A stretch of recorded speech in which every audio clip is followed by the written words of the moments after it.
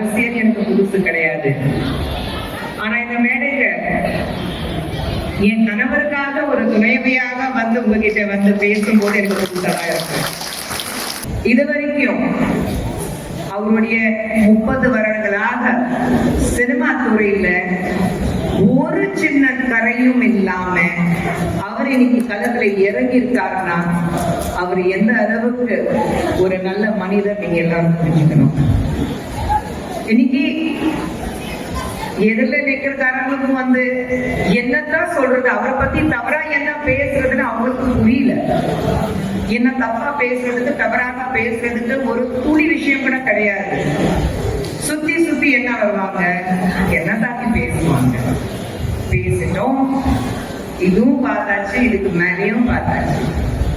நான் ஒரே விஷயம் உங்களுக்கு எல்லாருக்கும் சொல்றேன். நம்ம தேசிய ஜனநாயக கூட்டத்தில் இருக்கிற அத்தனை பேர் இங்க இருக்கீங்க.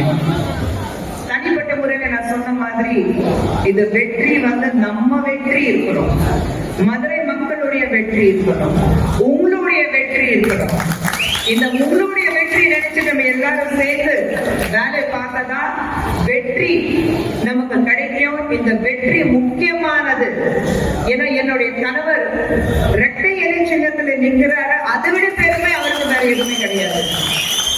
மதுரை மக்களுக்கு நல்லது செய்யக்கூடிய ஒருத்தர் இங்கிருந்து நீங்க அனுப்புறீங்க, அது போதும் எனக்கு. அவர் சார்பாக இப்போ உங்க எல்லாருக்கிட்டையும் நான் நன்றி தெரிவித்து விடைபெறுகிறேன். நன்றி, வணக்கம்.